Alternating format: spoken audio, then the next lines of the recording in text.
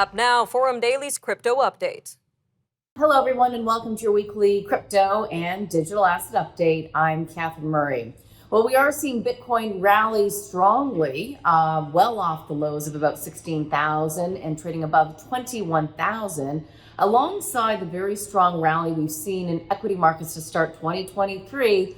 And in fact, Bitcoin is the best performing asset class over the past week, up by about 23%.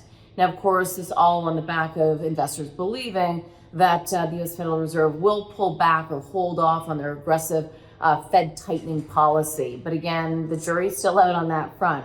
Meanwhile, as we have taken a look at the crypto winter, or as I sometimes say, are we in a crypto ice age? You've actually seen the number of developers within the space of blockchain, crypto, as well as Web3 increase year over year, up by about 8% or so, to apparently 61,000 developers. What's interesting about this as well, though, is that their focus is on alternative ecosystems. So not just Bitcoin or Ethereum, but other areas such as Solana or Polkadot blockchain, Polygon, or Cosmos. So there's still a real interest in developing the areas and different ecosystems. So there's still a real interest in the space. And of course, the space has been decimated to such a degree and so many bankruptcies because of the FTX fallout, taking a number of players with it. An update here on FTX, we have to keep our eyes on that. The company has been cleared to sell LedgerX as well as other assets. Apparently, they have found value of about 5.5 billion US dollars. So that's one new development. The other interesting aspect is that the CEO who's taken over to help with the liquidation has actually said that they're exploring the possibility of relaunching FTX International Exchange. And the decision will really come down to whether or not there will be more value for creditors if they relaunch that exchange versus liquidating the assets. So more to come on that front.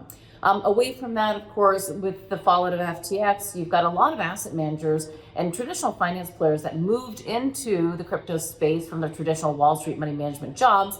And so there's a number of hedge funds that have been created over the past number of years. According to Barclay Hedge, the performance in 2022 on average of about 47 crypto hedge funds was a negative 50%.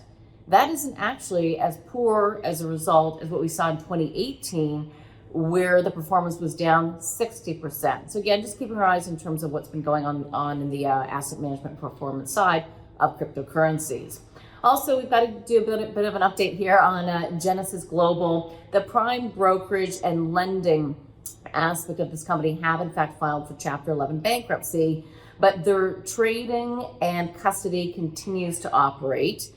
Now, Genesis, which of course was founded by the famous Facebook twins, the Winklevosses, they're suing Genesis's parent company, DCG, claiming $765 million of unsecured claims against Genesis. Recall, Gemini partnered with Genesis as their lender for one of their products. So that's something ongoing that we're continuing to keep our eyes on as well. Two big players within the space. Also, just in terms of further updates and take on uptake, I should say, around the world, you've seen Brazil's second largest private bank launch its first tokenized credit note under the watch, of course, of their central bank, Brazil's central bank.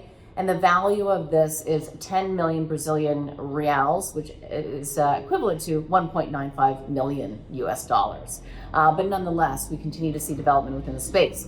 Importantly as well, we're keeping our eyes on the use cases as well. And according to the crypto analytics firm Chainalysis, they've actually reported that illicit transaction volume is up within the Bitcoin cryptocurrency space year over year and for the second year in a row, but it only accounts for 0.24% of total transaction volume. We also learned from the ECB in a blog that they put out back in November, the European Central Bank that is, postulating that Bitcoin is actually rarely used for nefarious activities. So important to point this out from a use case that it challenges the perception about crypto being used by nefarious actors and players. Lastly, here 2 points from CEOs. JP Morgan's Jamie Dimon, CEO, said that Bitcoin is a hyped up fraud. He said that on CNBC this week. At the same time, and countering that, according to BNY Mellon's CEO, ignoring digital assets would be like sticking with paper over moving to a computer.